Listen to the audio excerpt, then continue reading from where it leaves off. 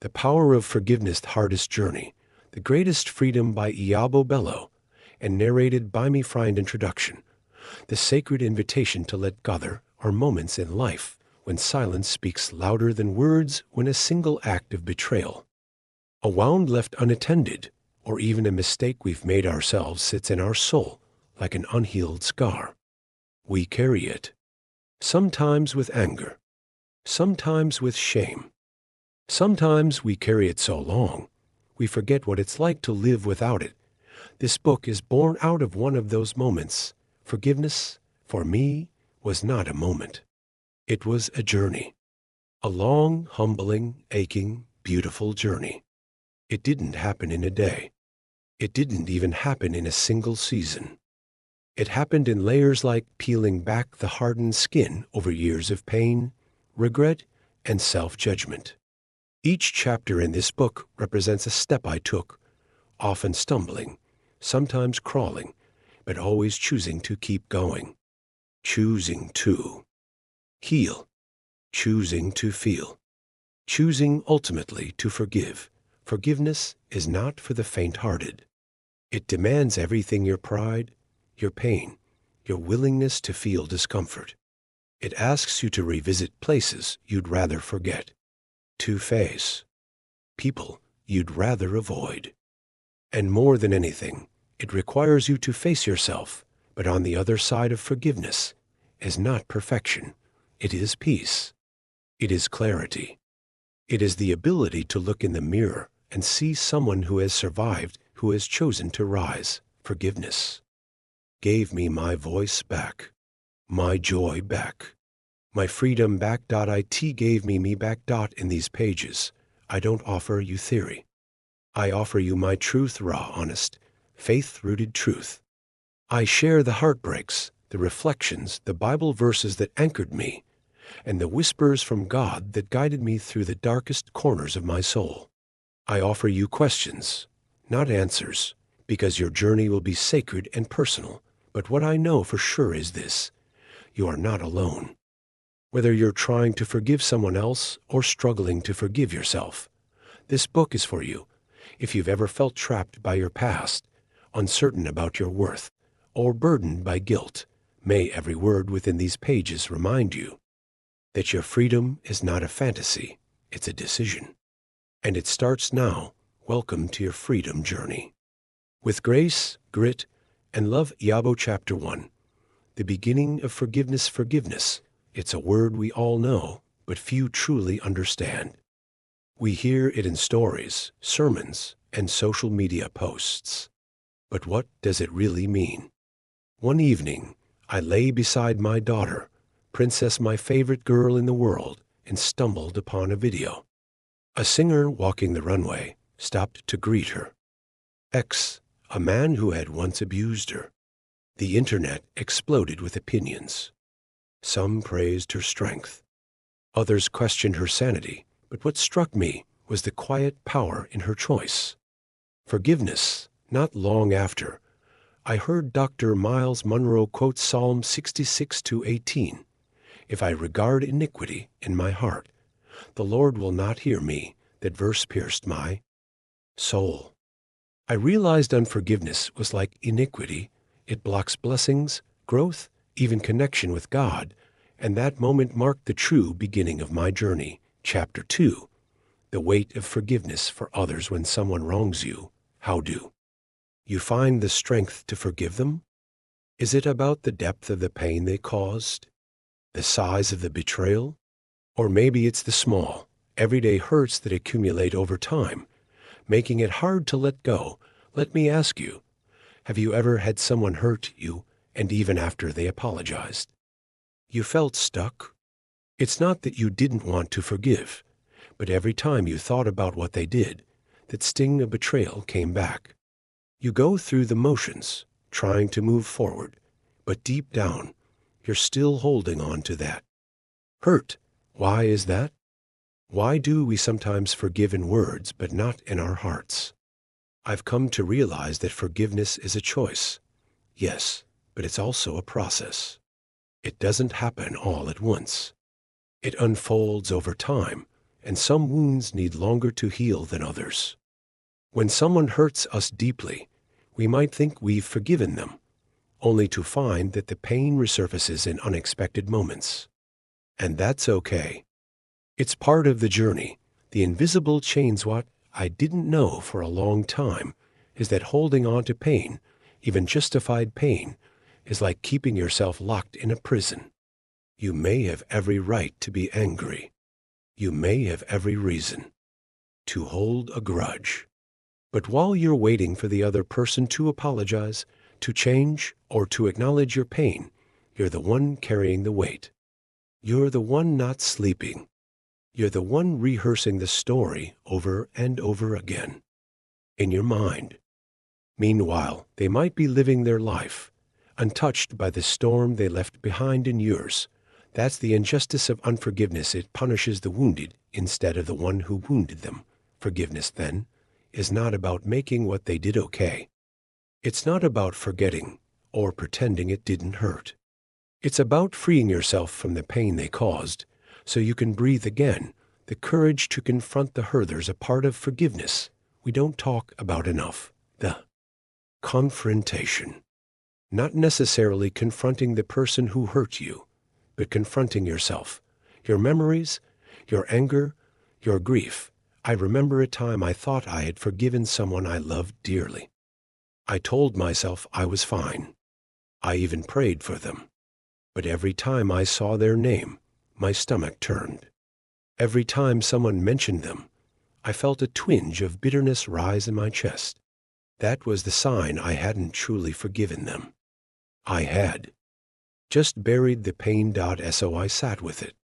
I journaled through the anger. I cried through the confusion. I prayed through the resentment.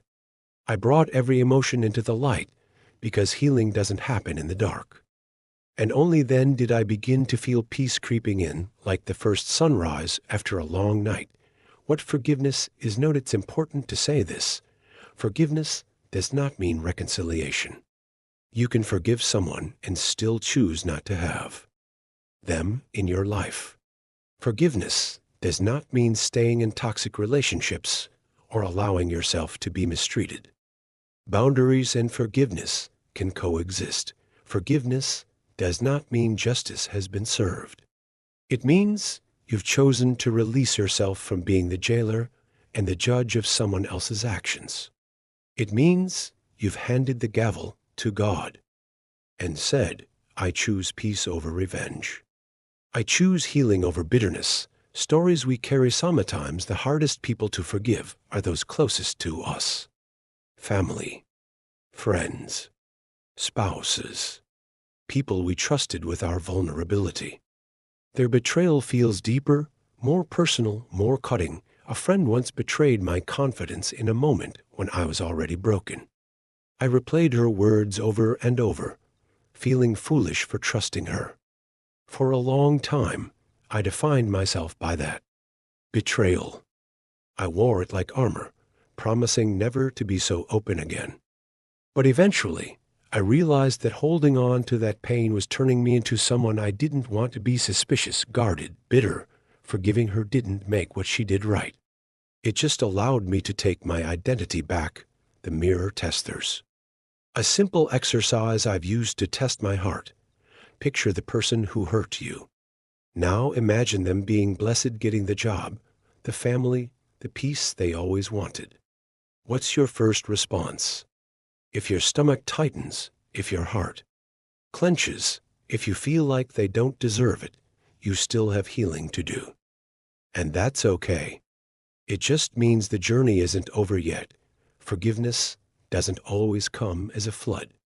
Sometimes it's a drip. Sometimes you forgive them every day until your heart finally lets go.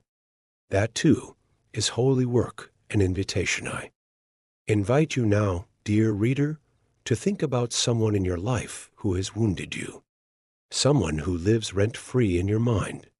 Someone who, knowingly or unknowingly, left a scar you still carry. Are you ready to begin forgiving them? You don't have to rush. You don't have to have all the answers. But maybe today is the day you start letting the weight down, one stone at a time, because when you forgive, you're not saying, what you did was okay. You're saying, I choose me. I choose healing. I choose peace, and that is one of the most powerful decisions you'll ever make. Chapter 3, The Weight of Forgiving Yourself. We talk so much about forgiving others, those who lied to us, broke us, walked away when we needed them most. But rarely do we talk about how hard it is to forgive the person we see in the mirror.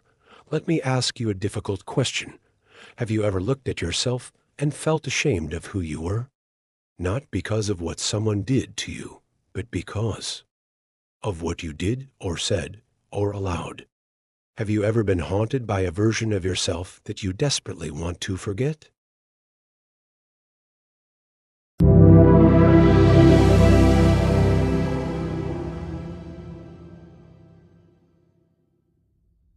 If you have, you're not alone. I've been there.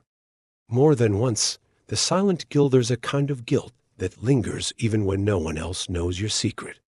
Maybe it was a choice you made out of fear, a relationship you stayed in too long, a dream you gave up on too quickly, or something you did that hurt someone you love and you can't take it back even after you've apologized, even after time has passed, even after others have forgiven you. You still carry it. That's the weight of self-forgiveness. It's often heavier than the pain others inflict on us. Because while we can rationalize other people's actions, we struggle to do the same with our own. We expect more from ourselves. We feel like we should have known better, done better, been better. Shame vs. accountabilities. Be clear, forgiving yourself is not the same as excusing your behavior. It doesn't mean pretending it didn't happen or minimizing the damage. It means taking full accountability and choosing not to let that moment define your entire life. There is a difference between guilt and shame. Guilt says, I did something wrong. Shame says, I am something wrong.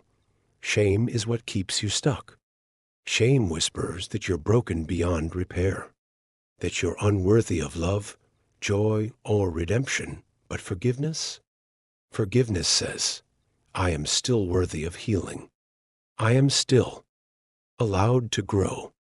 I am still becoming. The inner critic. Sometimes the loudest voice of condemnation is our own. We become our harshest judge, replaying every misstep in high definition, scrutinizing our worst moments under a microscope. I remember once saying something cruel to someone I loved during an argument. I was hurting. I was exhausted. And I lashed out. It was just one moment, but it wasn't me. Still, for years, I kept revisiting it, wondering how I could have been so thoughtless.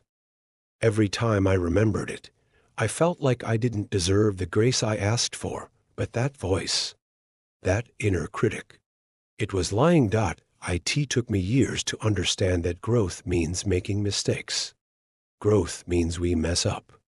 We react. We fall short. But we learn. And learning is proof that we're still alive, still trying, still evolving. Can you give yourself the grace you give others? We extend grace to others so easily. They were going through a hard time. They didn't know better. They were scared. What would happen if you said that about yourself? I was broken.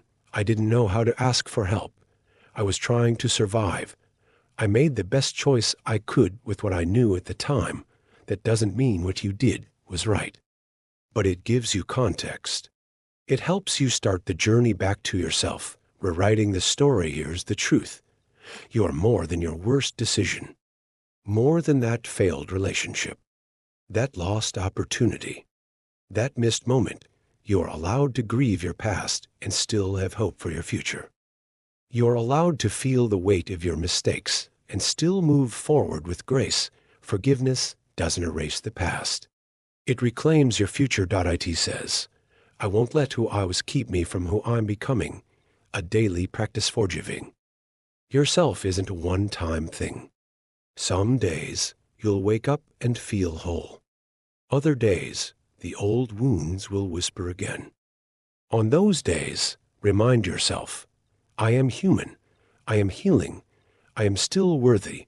Every morning, you choose not to let shame win. You reclaim a little more of your power. Every night, you give yourself permission to rest. Despite the regrets, you tell your heart, you are safe now, Dada, an invitation. So today, I invite you to whisper the words you may have never said to yourself. I forgive you. Say it to the parts of you that were lost, the parts that were angry, the parts that settled for less, the parts that believed the lies. Say it again and again until your heart starts to believe it, because forgiving yourself isn't a sign of weakness. It's an act of radical courage. Chapter 4. When you thought you were done, but realized you were just tired. There's a kind of tired that doesn't go away with sleep. You know the kind I mean, the tired that seeps into your soul. The kind that doesn't just come from work or physical exhaustion, but from carrying too much for too long. Carrying the weight of expectations, the weight of being strong, of always showing up, of never letting anyone down. It's the kind of tired that makes you want to quit everything, not because you don't care, but because you've cared so much for so long, and it hasn't been easy. That moment, you almost gave up. You want to talk about that moment, the moment you said, I'm done. Not in anger, but in quiet surrender. Maybe it was during a silent cry in the shower, or while sitting in your car, hands gripped tight to the wheel, or lying in bed, staring at the ceiling at 3:17 a.m. wondering if any of it was still worth it. You weren't lazy. You weren't dramatic. You weren't giving up. You were tired, and that's different.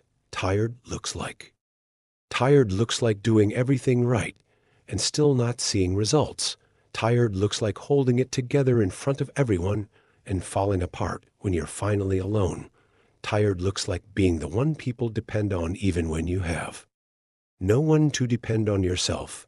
Tired looks like smiling when you're screaming inside. Tired is not weak. It's just real, and sometimes it masquerades as being done. You're not broken, you're human. Let me remind you. Being tired doesn't mean you failed. It means you've been fighting, and somewhere along the way, you forgot that rest is part of the battle too. We're so used to pushing through, to proving ourselves, to hustling for worth, for love, for recognition, for survival. Somewhere we learned that rest is earned, that only after the breakthrough, the success, the transformation, do we deserve to exhale. But that's a lie. You don't earn rest by achieving. You deserve rest because you're alive. The quiet power of rest isn't a luxury. It's a lifeline. It's what helps you hear your own voice again when the world's noise has gotten too loud. It's what lets you come home to yourself when you've been giving yourself away in pieces. Sometimes, when you feel like giving up, what you really need is a nap, a break, a long walk in silence, a few days off social media. To cry without apologizing for it. To ask for help and not feel guilty. It's not quitting. It's recalibrating. The art of starting again. Beautiful thing about rest is that it gives you clarity. You realize you're not done. You're just not meant to keep going at that pace, in that way, with those people, or under those expectations. Rest teaches you how to start again, but this time, slower, softer, wiser. This time, you learn to protect your energy. You learn to say no. You learn to stop carrying what isn't yours. You learn that pausing is powerful. You learn that sometimes what looks like giving up is actually growing up. You're allowed to feel it all. Let's stop pretending we're okay when we're not. Let's stop glorifying resilience while privately unraveling. You can be tired and still strong. You can need rest and still be capable. You can slow down and still succeed. So when you find yourself whispering, I think I'm done, pause, ask yourself, am I really done, or am I just tired? If it's the latter, take a breath. Step back. Close your eyes. Let your soul catch up with your body. You don't have to prove anything right now. You don't have to fix anything today. You're allowed to rest. You're allowed to do nothing. You're allowed to say, not now. I need a moment, and when you're ready, you'll rise. Not because someone pushed you, but because you finally allowed yourself to be still. Chapter 5. When you realized you had to let go to hold on to yourself, there's a moment, sometimes quiet, sometimes loud, when you feel the weight of something you once fought to keep. And you know you can't carry it anymore. A person, a plan, a version of yourself, a dream, an expectation, a title, a timeline.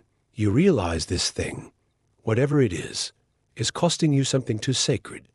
You, and to survive, to stay whole, to stay sane, to stay, you have to let it go. Letting go is not giving up. That's the first lie you have to unlearn. Letting go isn't quitting. It isn't failure. It isn't weakness. It's strength, the kind of strength that says, I choose me. Even if it hurts. Even if it scares me. Even if they don't understand. Letting go is an act of grace. Sometimes for them, but mostly for you. The versions of you that no longer fit you know what's wild.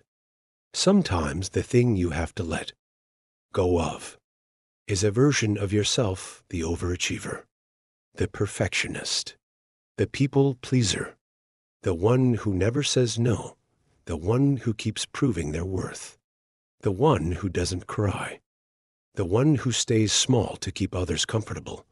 That version of you got you here. She helped you survive. But she's not who you need to be to thrive. You can bless her and release her, because now you're becoming someone who values peace over performance, presence over pretending, truth over pleasing, healing over hustle, alignment over approval. Letting go is how you create room for who you're becoming. The hardest goodbye, Semetimedes, it's a relationship that needs to go. Not because you don't love them, but because you've learned to love yourself more. Sometimes it's a dream that doesn't fit anymore. Not because it wasn't beautiful, but because you've outgrown it and you need to stop shrinking to stay. Sometimes it's a place, a job, a routine, a role, or a rhythm that no longer serves the future you feel tugging at your soul. Letting go doesn't mean you're ungrateful. It means you've been honest enough to acknowledge this. You can't hold on to what's hurting you and still hold space for what's healing you. What you make room for when you let go, you grieve. You do. And that's okay. You cry. You doubt. You hesitate. You second guess. But eventually, if you stay still long enough, you'll feel it. Space, room to breathe again. Room to feel again. Room to grow again. And you'll start to fill that room with new things.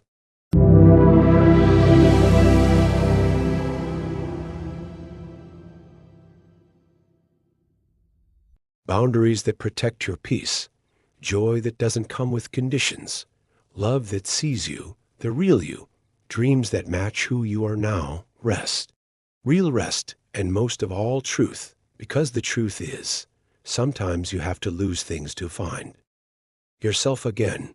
The audacity to choose you. Choosing you isn't selfish. It's sacred. It's what allows you to show up for others without abandoning yourself. So, if you're standing on the edge, staring at what you know deep down you need to release, take a breath, trust your gut, loosen your grip, and let go. Not because it's easy, but because you're worth what comes next. Chapter 6. When you started to take up space without apologizing, you used to shrink. In conversations, in rooms, in love, in silence, in celebration, in your own body, you mastered the art of making yourself smaller so others could be more comfortable, so you wouldn't be too much, too loud, too confident, too joyful, too opinionated. Too ambitious. Too anything. You edited yourself. You smiled when you were hurting. You laughed to make others feel safe. You dimmed your fire so it wouldn't burn anyone who never had the courage to light their own. But one day, something shifted. You got tired of apologizing for your existence. Tired of earning your right to be here. Tired of playing the background. In a life you were meant to lead, what it means to take up space, taking up space isn't about being the loudest in the room. It's about refusing to disappear. It's speaking when you have something to say, not when it's convenient. It's being seen, not just useful. It's dressing how you want, not how others expect. It's showing up fully, even when you're not yet finished or perfect. It's choosing not to say, sorry for every little thing. Sorry for interrupting. Sorry for needing help. Sorry for taking a moment. Sorry for having boundaries. Sorry for shining. You start replacing sorry with thank you. Thank you for waiting. Thank you for your patience. Thank you. But no, and suddenly, miraculously, you stop shrinking and start standing, owning your story. You used to water down your story to make it more palatable. You skipped over the messy parts. You highlighted only the victories, the polished moments. But now you tell the truth, because the truth doesn't need permission.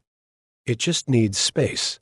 You begin to speak not to be impressive, but to be real. You start to write like someone who knows her words matter. You show up in rooms as if you belong because you do, and you don't just fit in. You take up space, your full shape, your history, your humor, your depth, your softness, your opinions, your no, your yes, your power, the power of unapologetic. Living when you stop apologizing for being you, something wild happens. You start attracting the right people, people who aren't intimidated by your glow, people who don't need you to shrink to love you, people who clap when you win and mean it, people who hear your no and respect it, people who don't just tolerate you. They see you. You realize that your light was never the problem. The problem was trying to dim it for people still afraid of their own. The return to your fullness, taking up space, is a return to your body, a return to your truth, a return to your voice, a return to your boldness, a return to the version of you that existed before the world taught you to hide.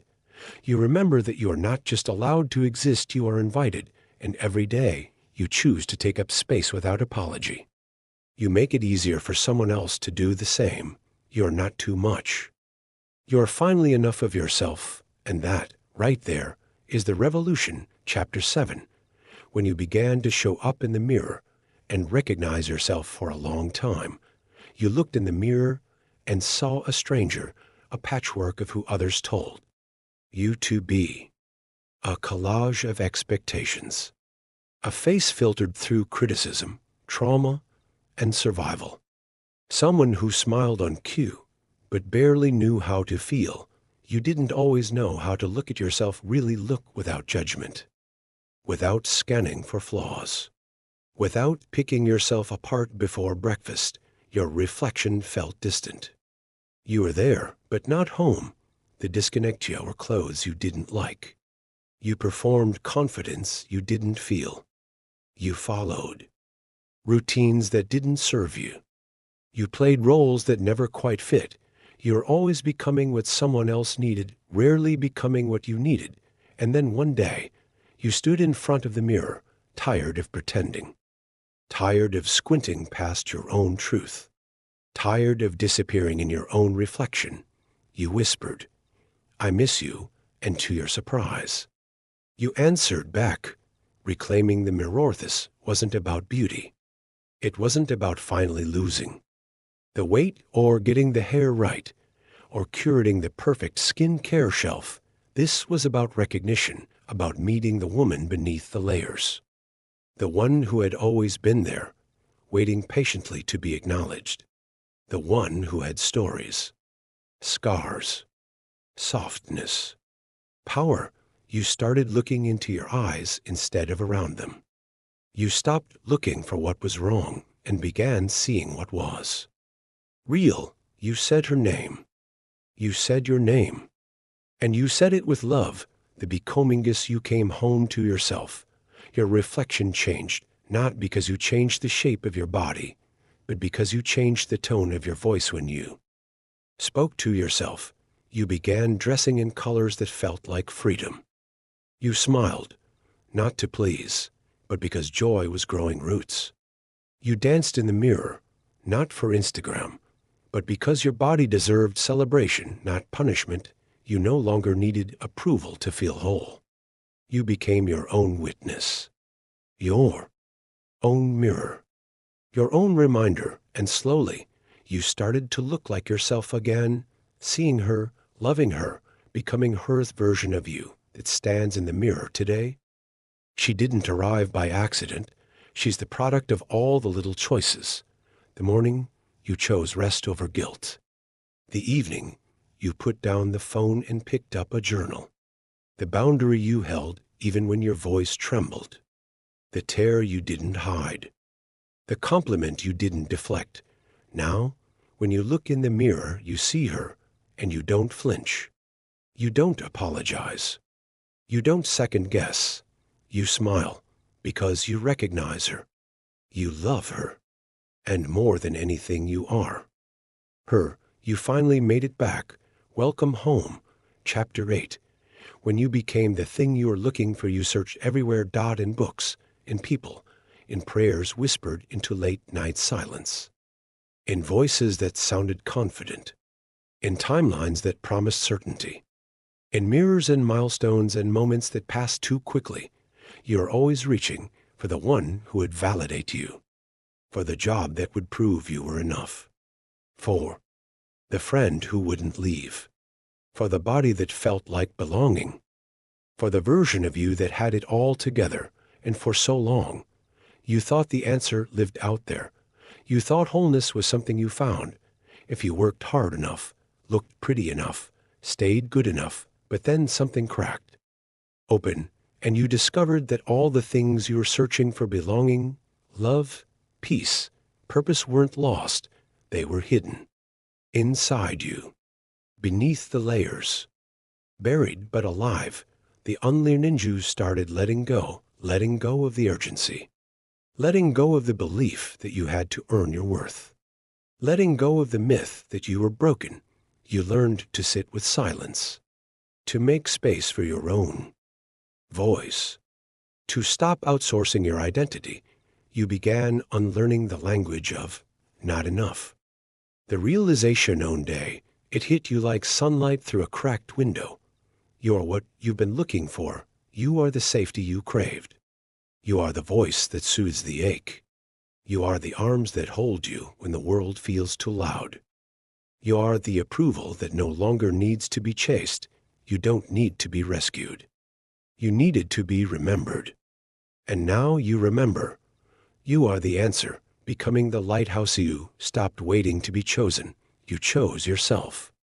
And in doing so, you became a lighthouse, a steady beam, a still place, a soft light that says, I'm not lost. I'm home. You became your own guide, your own source, your own return. You're no longer reaching outward in desperation. Now, when you stretch, it's with purpose. It's with joy. It's with power, because you know where your center is, because you know who you are. You are the love. You are the peace. You are the person you've been praying would walk into your life. You're never too late, never too much, never too lost. You just needed to meet yourself and stay. Chapter 9. When you learned how to let things die gracefully, you used to fight endings. You'd grip tightly to what was familiar, even when it hurt, even when it no longer served you, even when it was already slipping away, because letting go felt like failure, because grief felt like weakness, because endings felt like being left behind. But life kept teaching you, through broken friendships, silent rooms, jobs that drained you, lovers who no longer called, seasons that changed without warning, and slowly, almost painfully, you began to understand. Not everything is meant to last. Death is not always destruction. Some things are not meant to be fixed. Some things are not meant to be resurrected. Some things must die so that you can live. Not all endings are tragedies. Some are transitions. Some are sacred.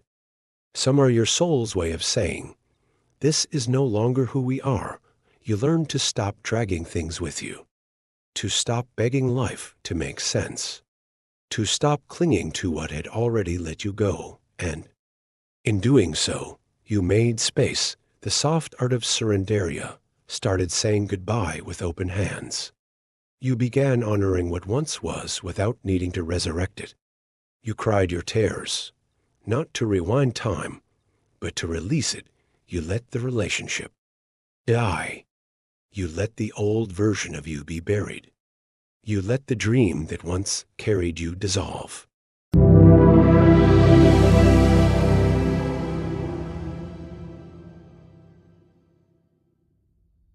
Not in bitterness, but in peace, because you realized everything has a purpose, and sometimes the purpose is simply to pass.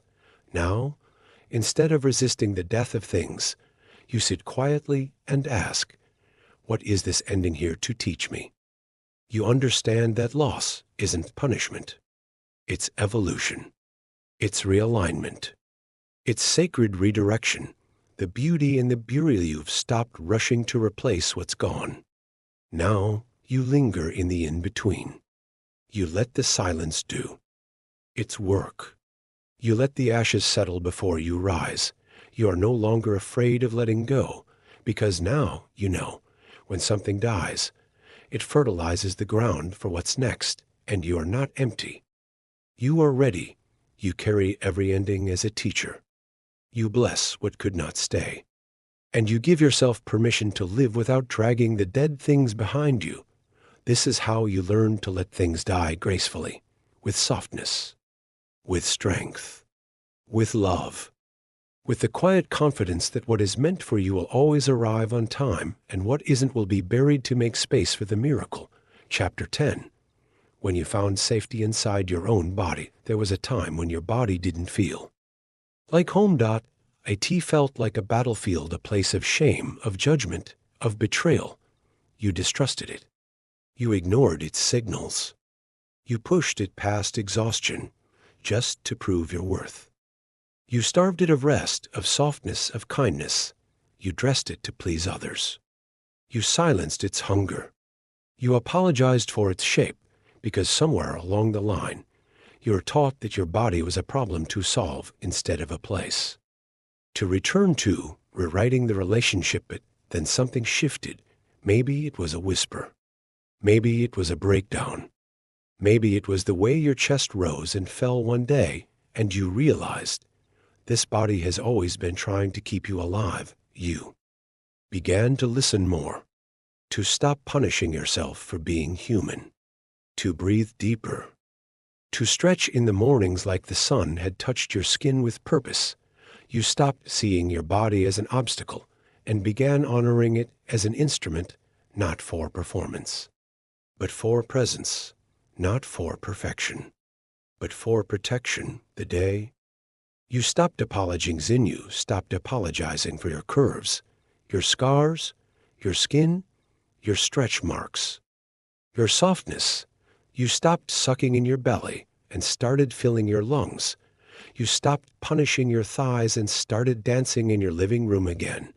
You stopped chasing some future version of yourself and started coming home to the body that carried you through every storm. This body, this sacred, powerful, intuitive body has been on your side all along, reclaiming the sanctuary. No, you know, your body is not a before and after photo. It's not a problem to shrink. It's not a project to fix. It's the temple you rise in, the ground you stand on, the vessel that carries your spirit into every room. You found safety in your own body by finally believing that you deserve to feel safe.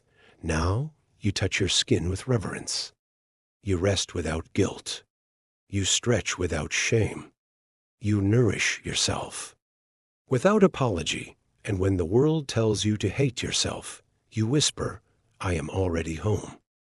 Because you are safe, soft, strong, and finally whole. Chapter 11. When you became your own home, there was a time when you searched for shelter in other people. You wandered through conversations, relationships, jobs, cities looking for something, or someone to finally make you feel whole. You believed home was a place, a person, a title, a moment of arrival. You thought safety would come from being chosen, from being understood, from being needed. But each time, you settled into someone else's version of comfort. You felt the quiet ache of misplacement, like you were still a guest in your own life, until one day, you stopped knocking on doors that wouldn't open. You stopped shrinking yourself to fit in rooms not built for your growth. You stopped begging to be invited in, and instead you turned inward. You rolled out the welcome mat for your own heart. You lit candles in the darkest corners of your soul. You swept away the dust of old shame. You began the slow, sacred work of becoming a space you could live in. You unclenched your jaw. You breathed without waiting for permission. You spoke without shrinking. You rested without guilt. The Bekominjiu became the walls that held your grief, the roof that protected your joy, the foundation that stood strong through storm after storm. You no longer needed to be rescued. You no longer needed someone else to make you feel like enough. You had already come home to the one person who never left you. You began to trust your own company. You laughed with your shadow. You cried with your younger self. You whispered to your reflection, I've got you now. I won't leave. And you didn't. The home within you carry home inside your breath, in the way your feet touch the floor, in the rhythm of your heart that no longer races to prove something. You carry it in your stillness, in your solitude, in your softness. You don't have to arrive anymore because you already did. Home was never a destination. It was always you becoming your own shelter, your own safe place, your own steady, sacred ground. And now wherever you go, you are held. Chapter 13. When you finally spoke the truth out loud, it was always there. That truth, quiet, patient, buried beneath polite smiles and strategic silences. You carried it like a hidden scar, visible only to you when the world wasn't looking. You almost spoke it 100 times. 1,000, maybe, in rooms full of noise, at tables full of tension, in mirrors that asked hard questions, but you swallowed it down. Again and again, afraid it would be too much or not enough. Afraid it would change things, or worse, change you. You told yourself, it's not the right time. They won't understand. What if it breaks something? But what about what was breaking inside you? Because every time you silenced that truth, you abandoned a piece of yourself. You let the fear speak louder than your knowing. You let others' comfort weigh more than your own voice, until one day you didn't. You felt the tension in your throat and refused to let it stay. You felt the pressure in your chest and turned it into a sentence, not to shock, not to prove, but to free. And so you said it. Maybe it came out shaky. Maybe your voice cracked. Maybe your palms were sweaty and your knees didn't stop trembling for hours, but it was out. The thing you were never supposed to say. The truth you thought would ruin everything saved you. A tea didn't make everything easier, but it made everything clearer. It didn't guarantee applause, but it gave you your breath back. The truth didn't destroy you. It rebuilt you, with stronger bones, with steadier ground. With a spine aligned with your soul, you realize that the truth is not a weapon, it's a doorway to healing, to clarity, to connection, to self-respect, and now you don't fear your truth. You honor it. You don't whisper it in the dark. You speak it into light, and whether the world claps or flinches, you keep speaking, because the cost of silence was always too high. Chapter 14. When you began again without shame, there was a time you thought starting over meant failure. A private confession that something didn't work. A quiet stamp of not enoughness pressed into your story. You feared the whispers, the questions, the sideways glances asking, "Didn't you already try that? Shouldn't you be further by now?" So you clung to what was unraveling. You held tight to titles, routines, and versions of you that had expired because to let go felt like defeat. But deep down, you knew what you were carrying was heavy, not because it mattered, but because it no longer fit. One day, you stopped calling it quitting. You started calling it choosing. You realized that sometimes growth looks like turning back so you can take a better path forward, and so you began again, this time with less apology, this time without needing everyone to understand, this time grounded in grace, not guilt. There was no launch party, no big announcement, just a quiet moment between you and your spirit where you said, "I'm allowed to start over. Not because I failed, but because I'm still becoming." You stopped dragging shame behind you. You started packing only what felt like truth. You wore your new beginning like a second skin, not flawless, but honest. You didn't have to earn it. You didn't need permission. You didn't wait until the pain was gone or the plan was perfect. You just began as you were, with what you had, and the earth didn't crack. The sky didn't fall. In fact, it opened, and so did you. Now, every time life invites you to begin again, you don't tremble. You rise because you finally understand. Shame is not a prerequisite for change. And your new beginnings are not signs of weakness, they're evidence of courage.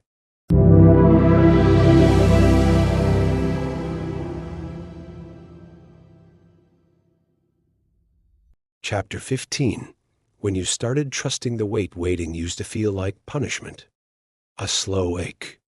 A quiet sentence. The space between where you were and where you longed to be felt unbearable.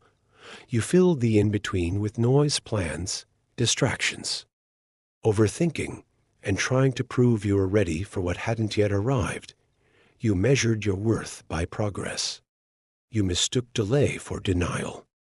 You saw waiting as a verdict, not good enough yet.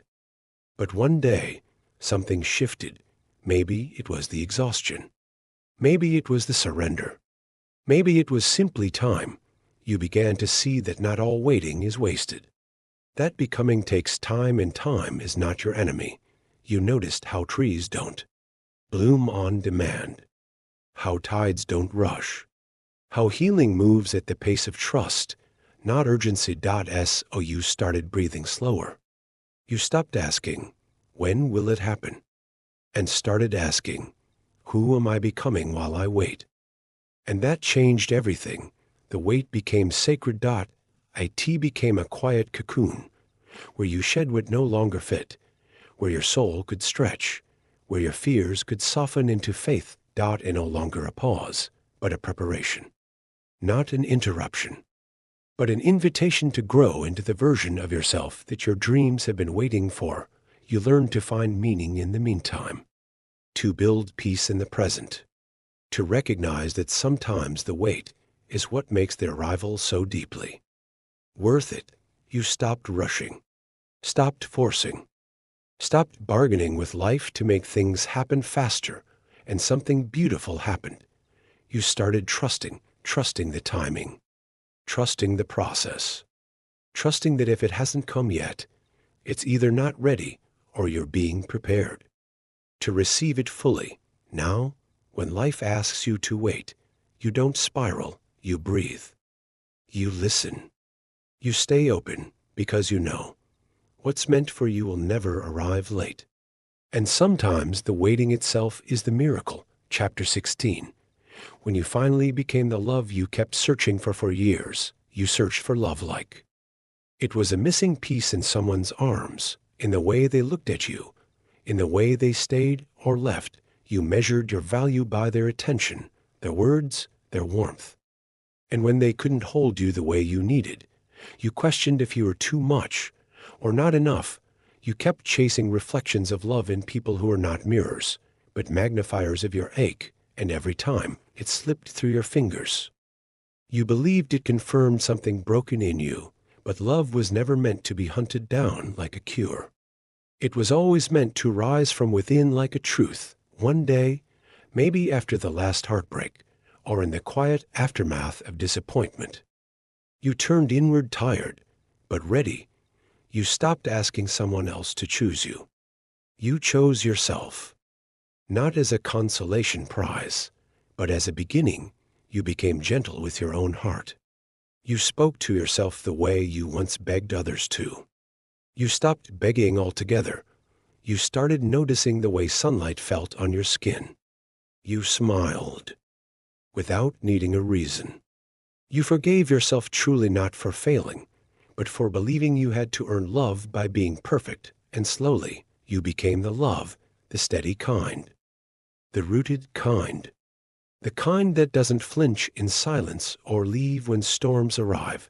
You learn to hold your own hand through the lonely days, to laugh at your own jokes, to rest without guilt, to rise without proving. You became your own safe place, your own biggest fan, your own deep breath. And now when love finds you in someone else, you'll recognize it not by the butterflies, but by the peace. Because you'll know you don't need to be completed. You are already whole the moment you remembered. You are the love you've always needed. Chapter 17.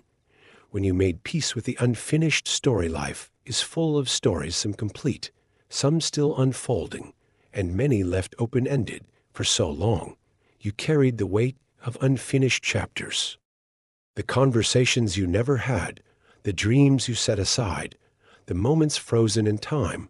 You replayed them in your mind like a movie on repeat, searching for closure that never came, wishing for explanations, for perfect endings. But stories, like life, rarely follow neat scripts. They twist and turn, they pause and restart. Sometimes they leave you with questions that have no answers. At first, this felt like a betrayal, like the universe forgot your story, or left you stranded in the middle. You mourned the what-ifs and if-onlys, the roads not taken, and people who slipped away. But then, slowly, you began to see the beauty in imperfection. In the spaces between endings and beginnings, in the pauses that hold possibility, you realized you don't have to close every door to move forward. That unfinished stories hold room for growth, for healing, for rewriting, making peace with your unfinished story wasn't about giving up. It was about acceptance, about trusting the process and knowing that some chapters remain open to invite new perspectives, new hope. You stopped chasing closure and started embracing mystery. You welcomed the unknown as part of your journey, not as a threat to your peace. With this peace, you gained freedom to live fully in the present, to let go of regrets, and to hold space for what is yet to come. Your story remains beautifully unfinished, and that is its power. Making peace with the unfinished doesn't mean settling for less. It means trusting that your story is still being written, and that every unwritten line holds potential. You are the author of your life, sometimes editing, sometimes pausing, always moving forward, even without perfect closure. In embracing the unfinished, you find freedom, grace, and the courage to keep dreaming, knowing that your journey is yours alone, beautiful, imperfect, and endlessly unfolding. And that is enough. Conclusion: embracing the journey of becoming the power of forgiveness is more than just a story. It is an invitation to transform your life through compassion, understanding, and healing throughout. These pages, you have walked through moments of pain and triumph, learning that forgiveness is not about forgetting or excusing, but about freeing yourself from the weight of the past. You've discovered that by forgiving others, and most importantly, yourself, you reclaim your power to live fully, love deeply, and grow without fear. This journey isn't about reaching an endpoint or achieving perfection.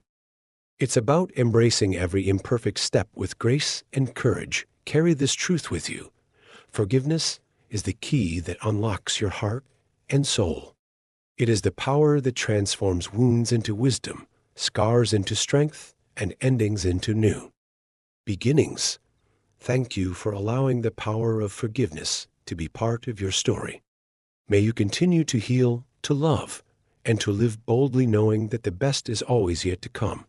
Written by Iyabo Bello, October 5th, 2025, in Princesses. Room, peace.